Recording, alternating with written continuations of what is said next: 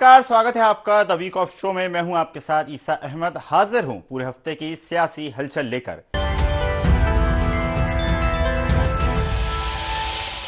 मध्य प्रदेश में विधानसभा चुनाव के परिणाम आना बाकी है, लेकिन अभी से भावी विधायकों की बाड़ाबंदी शुरू हो गई है। विधायकों की बगावत से पिछली बार सरकार गंवाने वाली कांग्रेस इस बार काफी सतर्क है। ऑपरेशन लोटस की आशंका पर कांग्रेस ने अपने सभी प्रत्याशियों की पहरेदारी शुरू कर दी है। जिला प्रभारियों को पैनी नजर रखने के निर्देश दिए गए हैं। इसके साथ ही पार्टी की जिला इकाइयां भी इन पर पूरी नजर रखेंगी। मध्य प्रदेश में विधानसभा चुनाव के परिणाम आना बाकी है, लेकिन अभी से भावी विधायकों की बाड़ाबंदी शुरू हो गई है। विधायकों की बगावत से पिछली बार सरकार गंवाने वाली कांग्रेस इस बार सतर्क है। ऑपरेशन लोटस की आशंका पर कांग्रेस ने अपने सभी प्रत्याशियों की पहरेदारी शुरू कर दी है। जिला प्रभारियों को पैनी नजर रखने के निर्देश दिए गए हैं। इसके साथ ही पार्टी की जिला इकाइयां भी इन पर पूरी नजर रखेंगी। यही नहीं, पीसीसी चीफ कमलनाथ ने भोपाल में सभी 230 प्रत्याशियों की बैठक भी बुलाई है। मतगणना की ट्रेनिंग के नाम पर बुलाई गई इस बैठक में प्रत्याशियों से पार्टी के प्रति वफादार रहने की शपथ दिलाई जा सकती है। हालांकि कांग्रेस के नेता इस पर कुछ भी खुलकर कहने से बच रहे हैं। जहाँ तक संपर्क में रहने की बात है, हर पार्टी अपने कार्यकर्ताओं के और अपने विधायकों के संपर्क में रहती है, उनके सुख दुख की पता लगाती है, बात करती है, तो इसमें कोई अलग बात क्या है। तो कांग्रेस पार्टी जब 150 सीट लेके आ रही है तो उससे जो है इस तरह की चीज़ें करने की बात, ये कांग्रेस के चरित्र में भी नहीं है कि हम किसी पर शक करें।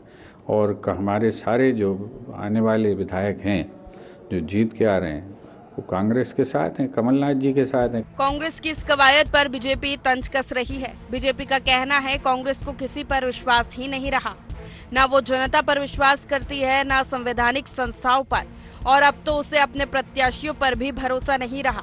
बीजेपी के नेता ऑपरेशन लोटस जैसी किसी भी संभावना से पूरी तरह इनकार कर रहे हैं।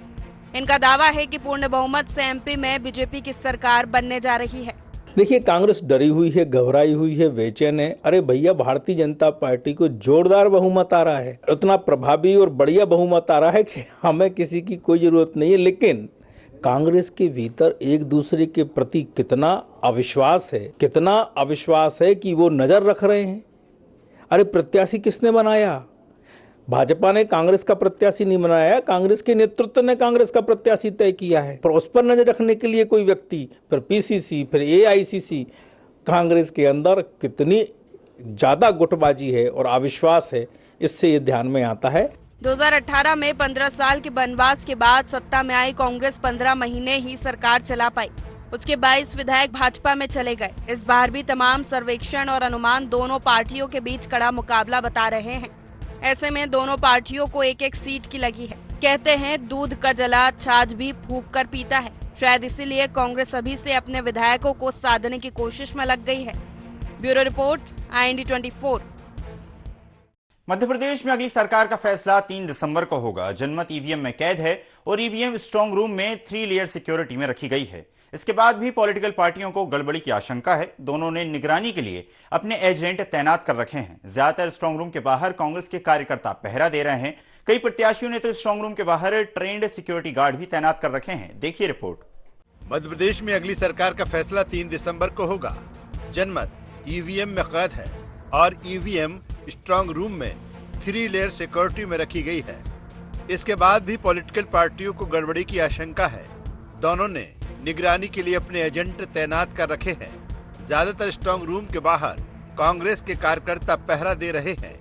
कई प्रत्याशियों ने तो स्ट्रांग रूम के बाहर ट्रेंड सिक्योरिटी गार्ड तैनात कर रखे हैं। इसमें अधिकतर कांग्रेस के प्रत्याशी हैं, जिन्हें डर है कि ईवीएम बदली जा सकती है।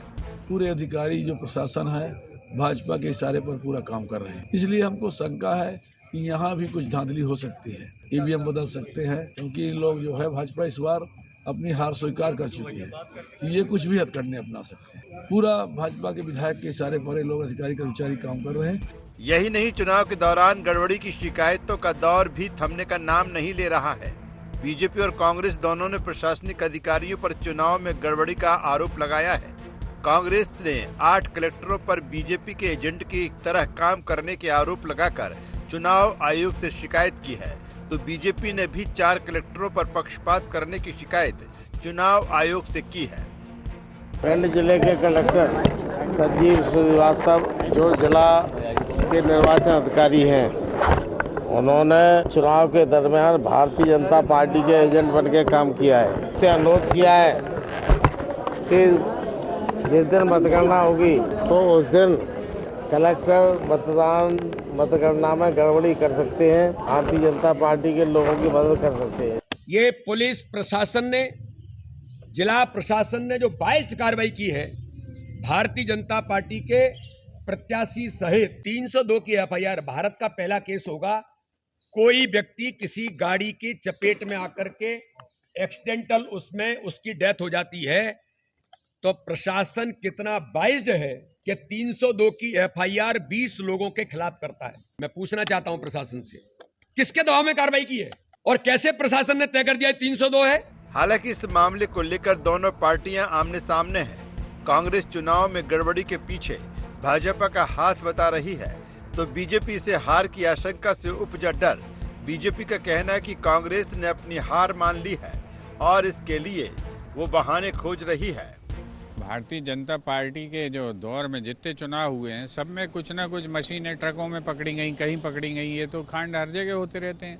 तो इसमें अगर सुरक्षा की दृष्टि से हमारे लोग बैठ रहे हैं तो क्या गलती कर रहे हैं? क्या काशी में जो है ट्रक भर मशीनें नहीं मिली थी? क्या जो है खुरई में मशीनें नहीं पकड़ी गई थी? ये तो लगातार करते हैं वो लोग।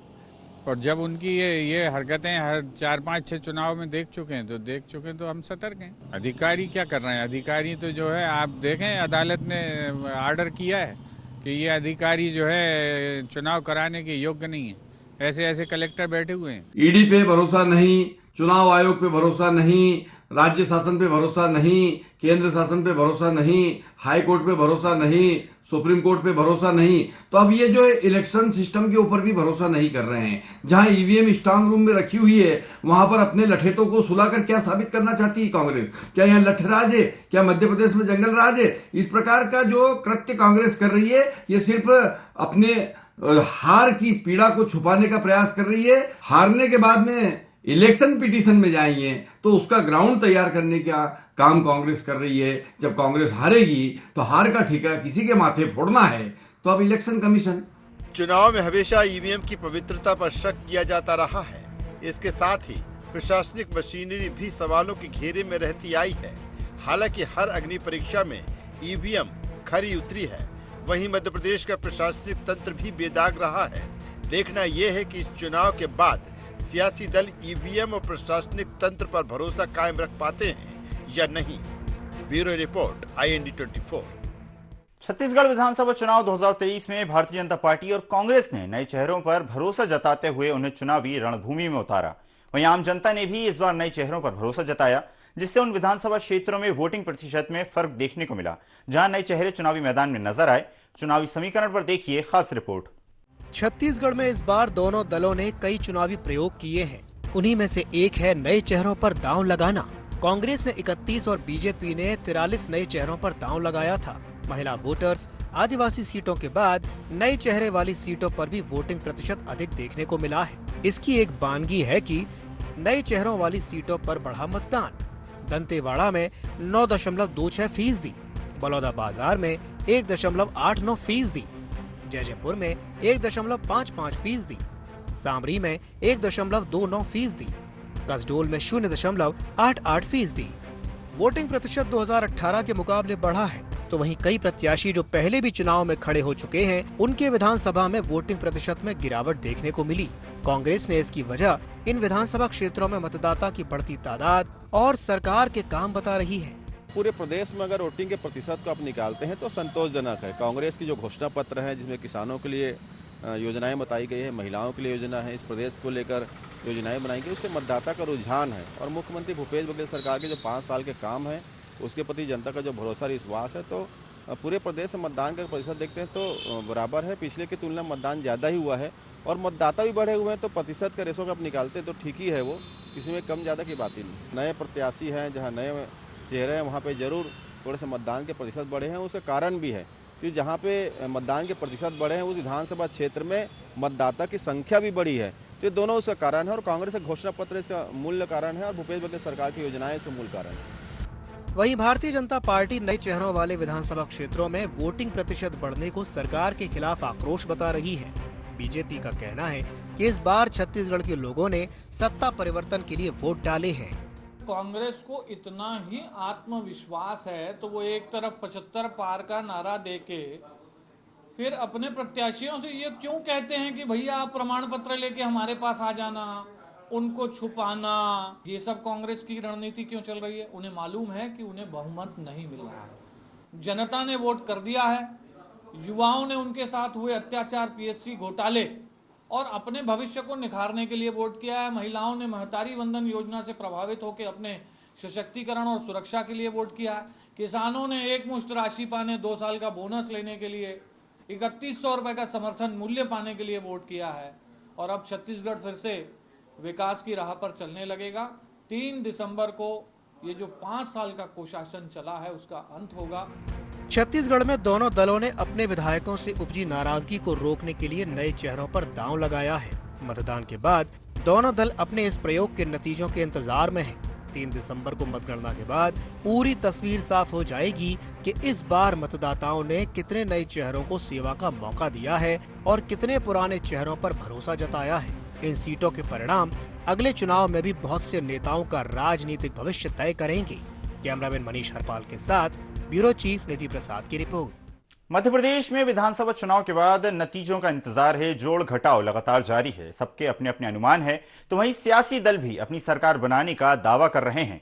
लेकिन एक बड़ा सवाल है कि आखिर वो कौन से फैक्टर हैं जिन्होंने दोनों पार्टियों के पक्ष में काम किया। मध्य प्रदेश में विधानसभा चुनाव में वोटिंग के बाद नतीजों को लेकर जोड़ घटाव शुरू हो गया है। सबके अपने अपने अनुमान हैं, तो वहीं सियासी दल अपनी अपनी सरकार बनाने का दावा कर रहे हैं। लेकिन एक बड़ा सवाल है कि आखिर वो कौन से फैक्टर हैं जिन्होंने दोनों पार्टियों के पक्ष में काम किया। बात बीजेपी की करें तो लाडली बहना योजना को बीजेपी अपना ब्रह्मास्त्र मान रही है। मध्य प्रदेश में कुल 5 करोड़ 71 लाख वोट हैं। इसमें 2 करोड़ 75 लाख वोट महिलाओं के हैं। महिलाओं में 1 करोड़ 31 लाख लाडली बहना और 85 लाख लाडली लक्ष्मियां हैं। प्रदेश के 85 लाख से अधिक किसानों को पीएम सम्मान निधि भी मिलती है। बीजेपी इन्हें भी अपने साथ मान रही है। चुनाव अभियान के बीच ही पीएम नरेंद्र मोदी ने गरीबी रेखा से नीचे वालों को 5 साल और मुफ्त के राशन की घोषणा की है। राम मंदिर सहित तीर्थ स्थलों के विकास को भी बीजेपी ने हिंदुत्व के एजेंडे के तहत खूब भुनाने की कोशिश की है। अब अगर बात कांग्रेस की जाए तो कांग्रेस ने यूं तो अपने वचन पत्र में कई लोक लुभावन वादे किए हैं, लेकिन ओपीएस को कांग्रेस अपना मास्टर स्ट्रोक मान रही है। मध्य प्रदेश में सत्ता सरकारी कर्मचारी मतदाताओं के गलियारों से होकर निकलती है। इस बार के विधानसभा चुनाव में कर्मचारियों ने रिकॉर्ड मतदान किया है। आंकड़े बताते हैं कि मध्य प्रदेश में करीब 10 लाख सरकारी कर्मचारी मतदाता हैं। मध्य प्रदेश में 4.5 लाख पेंशनर्स भी हैं। 51 लाख कुल मतदाता ऐसे हैं जो सरकारी कर्मचारियों के परिवार हैं। कांग्रेस को ओपीएस के सहारे कर्मचारियों के वोट मिलने की उम्मीद है। मध्य प्रदेश में 1 करोड़ 11 लाख से अधिक किसान हैं।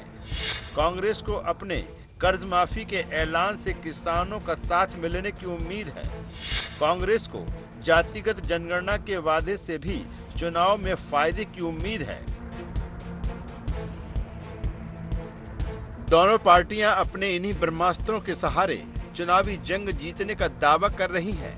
इसके साथ ही बीजेपी को अपनी प्रदेश और केंद्र की सरकार के काम पर भरोसा है, तो कांग्रेस का दावा है कि लोग दोनों सरकारों से ऊब चुके हैं और परिवर्तन के मूड में हैं। देखिए, भारतीय जनता पार्टी की ऐसी अनेक जनहितैषी योजनाएं हैं जिन्होंने जनता के जीवन में बदलाव किया है। महिलाओं को लेकर बात करें तो लाडली लक्ष्मी से लेकर लाडली बहना हो, युवाओं के लिए बात करें तो सीखो कमाओ योजना हो, हमारी केंद्र सरकार की योजना जिसमें 80 करोड़ देशवासियों को मुफ्त में अन्न मिलता है, जिसमें प्रधानमंत्री आवास योजना के तहत घर मिलता है, आयुष्मान योजना के तहत इलाज मिलता है, ऐसी अनेकों योजनाएं हैं जो भारतीय जनता पार्टी की जीत का इंजन साबित होंगी। सवाल यह है कि 18 साल तक आपको लाडली बहनें याद नहीं आई, लेकिन चुनाव को देखते हुए लाडली बहनें याद आ गई। तो बहनें बहुत समझदार हैं, वो सब सोचती है कि चुनावी लाली पाप इससे ज़्यादा कुछ नहीं है। जो उन्होंने 1000 रुपये की घोषणा की थी 1250 बाद में कर दिए। कांग्रेस पार्टी ने तो आदरणीय कमलनाथ जी ने पहले ही कहा कि हम 1500 रुपये प्रतिमाह नारी सम्मान देंगे, बिना किसी भेदभाव के देंगे, सभी को देंगे। 500 रुपये में गैस सिलेंडर देंगे, 100 यूनिट बिजली फ्री देंगे, 200 तक हाफ देंगे, किसानों के कर्जे माफ़ करेंगे, आपके 27% आरक्षण ओबीसी को दिया जाएगा। बहुत सी योजनाएं हैं जिनको मद्देनजर मैं समझता हूं कि लाडली बहना की योजना का प्रभाव बहुत ज्यादा नहीं पड़ेगा और कांग्रेस पार्टी की कोई सरकार बनेगी, बीजेपी अपनी पीठ थपथपा दी है, उससे फर्क पड़ने वाला नहीं है। मध्य प्रदेश की इलेक्शन ट्रेंड पर नजर डालें तो वोटिंग ट्रेंड 3 से 5% तक के उछाल आने पर ही सत्ता परिवर्तन हुआ है। इस बार ये करीब 1.5% है। ऐसे में साफ नहीं कहा जा सकता कि जनमत किसके साथ जा रहा है। 3 दिसंबर को मतगणना के नतीजे ही चुनाव की धुंधली तस्वीर को साफ कर पाएंगे। Bureau report, IND 24। Madhya Pradesh में चुनावी संग्राम खत्म हो चुका है, लेकिन सियासत लगातार जारी है और इसकी गूंज प्रदेश से बाहर तक सुनाई पड़ रही है। देश के उन राज्यों में जहां चुनाव होने हैं, कहीं मध्य प्रदेश के मुद्दे गूंज रहे हैं तो कहीं दूसरे राजनीतिक मसलों पर सियासतदार आमने सामने हैं। देखिए रिपोर्ट। मध्य प्रदेश में चुनावी संग्राम खत्म हो गया है, लेकिन सियासत जारी है और इसकी गूंज प्रदेश से बाहर तक सुनाई पड़ रही है। देश के उन राज्यों में जहां चुनाव होने जा रहे हैं, कहीं मध्य प्रदेश के मुद्दे गूंज रहे हैं तो कहीं दूसरे राजनीतिक मसलों पर सियासतदान आमने सामने हैं। भाजपा ने मध्य प्रदेश का चुनाव पीएम मोदी के नाम और काम पर फोकस कर लड़ा। राजस्थान में अब इसी पर जुबानी जंग चल रही है। पीएम मोदी की मौजूदगी में गांधीनगर के मोदी स्टेडियम में वर्ल्ड कप में भारत की हार पर राहुल गांधी ने पीएम मोदी को पनौती कहा, तो सीएम शिवराज ने भी राहुल को राष्ट्रीय शर्म कहने में जरा सी भी देर नहीं की। पनौती अच्छा भला हमारे लड़के वहाँ पे वर्ल्ड कप जीत जाते, वो वहाँ पे पनौती हरवा दिया। राष्ट्रीय शर्म है राहुल गांधी। मैं नहीं सोचता था कि वो मोदी जी के विरोध में विद्वेष से इतने भरे कि उन्होंने देश की हार पर प्रसन्नता व्यक्त की। सारी जनता के आंखों में आंसू थे और राहुल गांधी आनंद मना रहे थे कि मोदी जी गए वहां हार गए। जाको प्रभु दारुण दुख दे ही, बाकी मति पहले हर ले ही। राहुल गांधी जी का ये बयान देशद्रोह की सीमा में भी आता है। मध्य प्रदेश के चुनावी मुद्दों की गूंज भी चुनावी राज्यों में है। कांग्रेस मध्य प्रदेश सरकार की नाकामियां राजस्थान में गिना रही है, तो इस पर भी बीजेपी के नेता तगड़ा पलटवार कर रहे हैं। इसके लिए भी सीएम शिवराज ने ही मोर्चा संभाल रखा है। जो मध्य प्रदेश में 18 सालों से चल रहा है वो यहाँ हो जाएगा। और मैं आपको बताना चाहती हूँ कि क्या चल रहा है। 25 लाख तक आपको आपका इलाज मुफ्त मिलता है। वहाँ मध्य प्रदेश में देखिए जहाँ भाजपा की सरकार है, हर स्तर पर जो स्वास्थ्य सुविधाएं हैं उसमें हर स्तर पर खाली पद है। खाली पद है, ये नहीं है कि नौजवान नहीं है जो पढ़े लिखे हैं, उन पदों को भरा ही नहीं जा रहा है।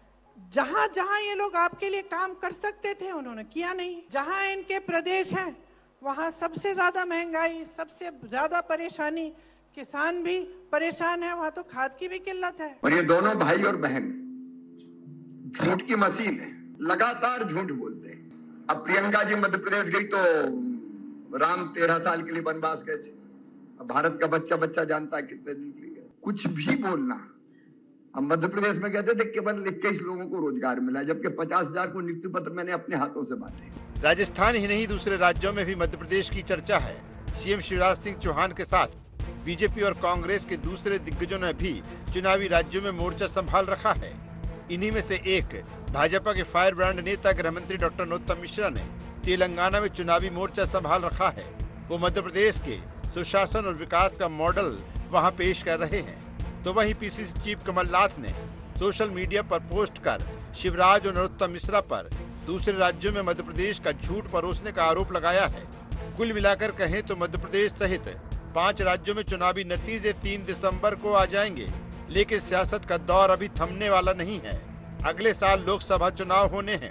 इन राज्यों के परिणाम लोकसभा चुनाव में सीधा असर डालेंगे। लोकसभा चुनाव में भी पीएम मोदी और राहुल गांधी चुनावी चेहरा रहने वाले हैं। ऐसे में पनौती और राष्ट्रीय शर्म की गूंज आगे भी सुनाई पड़ेगी। अब देखना यह है कि जनता किस पर मोहर लगाती है। Bureau report, IND 24। Madhya Pradesh में विधानसभा चुनाव संपन्न हो गए हैं। 3 दिसंबर को चुनाव परिणाम आने के बाद नई सरकार का गठन होगा, लेकिन इससे पहले ही राज्य सरकार पर कर्ज को लेकर चिंता बढ़ गई है। ऐसे में नई सरकार को विरासत में 3.85 करोड़ का कर्ज मिलेगा। 3.85 करोड़ का कर्ज का मतलब है प्रत्येक नागरिक पर 47,000 रुपए का कर्ज। मध्य प्रदेश में विधानसभा चुनाव संपन्न हो गया है। 3 दिसंबर को चुनाव परिणाम आने के बाद नई सरकार का गठन होगा, लेकिन इससे पहले राज्य सरकार पर कर्ज को लेकर चिंता बढ़ गई है। ऐसे में नई सरकार को विरासत में 3.85 करोड़ रुपए का कर्ज मिलेगा। 3.85 करोड़ का ये मतलब है कि प्रदेश के प्रत्येक नागरिक पर 47,000 रुपए का कर्ज है। राज्य सरकार की आमदनी 2.25 लाख करोड़ है। सरकार का खर्च इससे 54,000 करोड़ ज्यादा है। आमदनी से ज्यादा सरकार के खर्चे हैं। साफ है, ऐसे में नई सरकार चलाने के लिए वर्तमान बजट से ज्यादा राशि की आवश्यकता होगी। इतना ही नहीं, सरकार हर साल 20,000 करोड़ से ज्यादा ब्याज भी भर रही है। दोनों दलों ने चुनाव से पहले जिस तरह के लोक लुभावन ऐलान किए हैं, उसके बाद कर्ज का बोझ 4 लाख करोड़ का कर्जा होने के अनुमान है। हालांकि दोनों दल इसे कोई बोझ नहीं मानते। कांग्रेस का कहना है कि अपने वचन पत्र के कई वादे हम दूसरे प्रदेशों में करके दिखा चुके हैं। पुरानी पेंशन 3 राज्यों में लागू हो चुकी है। किसान कर्ज माफी की जा रही है। 500 रुपए में दूसरे प्रदेश में सिलेंडर भी दिए जा रहे हैं। वचन पत्र के सभी वादे पूरे किए जाएंगे। इसमें बजट की दिक्कत नहीं आएगी। वहीं बीजेपी का कहना है कि वो गारंटी के साथ संकल्प पत्र पूरा करेंगी। बीजेपी सरकार में जनता के काम के लिए पैसों की कमी नहीं आती। भारतीय जनता पार्टी की शासनकाल में किसी प्रकार की वित्तीय व्यवस्था की स्थिति नहीं है। न कभी आपने बीजेपी के मुख्यमंत्री शिवराज जी को सुना होगा कि कमलनाथ जी के जैसे कहते हैं खजाना खाली है, मैं ये काम नहीं कर सकता। तो उसके लिए योजना की आवश्यकता होती है। कांग्रेस पार्टी बजट में करती भ्रष्टाचार। जब जब अपनी आप जेब भरने का काम करोगे तो आप कांग्रेस के समान विलाप करोगे। पहले भी जब ये सरकार कांग्रेस के हाथ में आई थी, तब भारतीय जनता पार्टी के नेता और उनके वित्त मंत्री ने बयान दिया था कि हम झाड़ू लगा कर गए हैं तो ये किसानों का कर्जा कैसे माफ करेंगे। कमलनाथ जी ने वो कर्जा माफ किया। मध्य प्रदेश की सरकार भ्रष्टाचार, करप्शन खोरी की सरकार है। लगभग 1.5 लाख करोड़ रुपए का भ्रष्टाचार मध्य प्रदेश में हर साल होता है। इस पिलफरेज को अगर हम रोक लेते हैं तो ये 60-65 हजार करोड़ की सारी योजनाएं जो है सफलतापूर्वक पूर्ण कर ली जाएंगी। कमलनाथ जी एक बहुत ही दक्ष, एफिशिएंट और दूरदर्शी नेता हैं और उनके राज्य में, उनके शासन में ये सारी व्यवस्थाएं सफलतापूर्वक कर ली जाएंगी। मध्य प्रदेश का 2023-24 का बजट 3.14 लाख करोड़ रुपए का है। इसका करीब 26.2% हिस्सा वेतन भत्ते और ब्याज की अदायगी में ही चला जाता है। अगर वेतन भत्ते को ही देखें तो वित्तीय वर्ष खत्म होने तक 56,314 करोड़ रुपए से ज्यादा खर्च इस पर होंगे। ये बजट का 18.64% होता है। वहीं पेंशन पर बजट का 6.17% और ब्याज पर 7.56% भुगतान पर 13.73% खर्च होगा। फ्रीबीज योजनाओं पर करीब 35% बजट खर्च हो रहा है। ये आंकड़े ही बानगी देते हैं कि कर्ज के बोझ में दबी सरकार विकास और जन कल्याण में कितना खर्च कर पाएगी। Bureau report, IND24। Madhya Pradesh में मतदान के बाद अब नतीजों का इंतजार है, लेकिन सियासत लगातार जारी है। सियासत का नया दौर नौकरशाही को लेकर शुरू हो गया है। कांग्रेस ने अपने सभी प्रत्याशियों को पत्र लिखकर उन अधिकारियों की सूची मंगाई है जिन पर भाजपा के पक्ष में काम करने का आरोप है। पीसीसी चीफ कमलनाथ ने कहा कि ऐसे अफसरों का खुला हिसाब होगा। देखिए रिपोर्ट। मध्य प्रदेश में मतदान के बाद अब नतीजों का इंतजार है, लेकिन सियासत जारी है। सियासत का नया दौर नौकरशाही को लेकर शुरू हो गया है। कांग्रेस ने अपने सभी प्रत्याशियों को पत्र लिखकर उन अधिकारियों की सूची मंगवाई है जिन पर भाजपा के पक्ष में काम करने के आरोप है। पीसीसी चीफ कमलनाथ ने कहा है कि ऐसे अफसरों का खुला हिसाब होगा। प्रत्याशियों से 30 नवंबर तक सूची भेजने को कहा गया है। कांग्रेस इन पर लीगल एक्शन लेने के साथ ही सरकार बनने पर कड़ी कार्रवाई की बात कर रही है। आदरणीय कमलनाथ जी ने कहा कि जो अधिकारी कर्मचारी जिनके द्वारा कांग्रेस कार्यकर्ताओं को प्रताड़ित किया गया है, परेशान किया गया है भाजपा के सारे पे, उनकी सूची बुलाई जाए और उन पर आवश्यकता अनुसार क्या संभव हो सकता है उस पर चर्चा की जाएगी। प्रत्याशियों को कार्यकर्ताओं की लेटर जारी किया है कि जिन जिन लोगों के लिए परेशान किया गया है, किन अधिकारी द्वारा किया गया, उनका नाम, पद और उनका कारण लिखकर भेजें और सब पर कार्रवाई की जाएगी। हमने साफ तौर पर कहा भारतीय जनता पार्टी के नेताओं ने, मंत्रियों ने दबाव में अधिकारियों से इस तरह काम कराया है। कलेक्टर, एसपी ने भी कई बार तो भाजपा एजेंट की तरह काम किया है। इसकी शिकायत में चुनाव आयोग को की गई है। चुनाव के दौरान कई जिलों में अफसरों पर भाजपा के पक्ष में काम करने के आरोप लगे थे। खासकर ग्वालियर चंबल में जमकर बवाल हुआ था। मसलन ग्वालियर के कलेक्टर पर वोटिंग के दौरान गड़बड़ी कराने के आरोप लगे।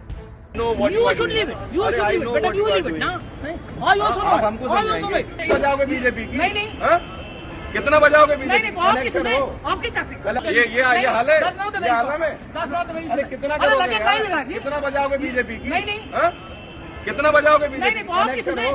इसी तरह के आरोप मुरैना के एसपी पर भी लगे। आरोप थे कि गुंडों ने यहां मतदान को प्रभावित किया, लेकिन पुलिस हाथ पर हाथ धरे बैठी रही। पुलिस आयो, जे का है ना, देखो ठाकुर आए गए, सिगारे उठ गया, ए बाबा उठ गया, मैं बाबा मार दे ये सिगारने में, देखो जय। हालांकि इसके बाद भी भाजपा ये मानने को तैयार नहीं है कि चुनाव में कहीं भी गड़बड़ी हुई है और अफसरों ने पक्षपात किया है। बीजेपी कांग्रेस नेताओं की धमकी को हार से उपजी बौखलाहट करार दे रही है। देखिए, कमलनाथ जी अपनी प्रत्याशित हार की अब ठीकरा फोड़ने की तैयारी में है। तो कभी चुनाव आयोग हो और कभी प्रशासनिक अधिकारी, वे इन सब पर ठीकरा फोड़कर इस हार को निकल जाना चाहते हैं। वैसे ये सिर्फ और सिर्फ दिल बहलाने का प्रयास है कमलनाथ जी का। वे जानते हैं मध्य प्रदेश की जनता ने उनको अस्वीकार कर दिया और बड़ी प्रचंड हार इस बार कांग्रेस की होने वाली है। आजकल राजनीति ने नौकरशाही को घोड़ा मान लिया है। जिसे भी मौका मिलता है चाबुक चलाकर उसे अपने इशारों पर हाँकने लगता है। ऐसे में अक्सर ब्यूरोक्रेसी पर सत्ता पक्ष के इशारे में काम करने के आरोप लगते आए। कमलनाथ शुरू से ही ऐसे अफसरों को अंजाम भुगतने की धमकी देते रहे। देखना ये है कि उन्हें इसका मौका मिलता भी है कि नहीं, और अगर मौका मिलता है तो वो क्या एक्शन लेते हैं। Bureau report, IND24। तो द वीक ऑफ शो में फिलहाल इतना ही। अपन IND24 के साथ नमस्कार।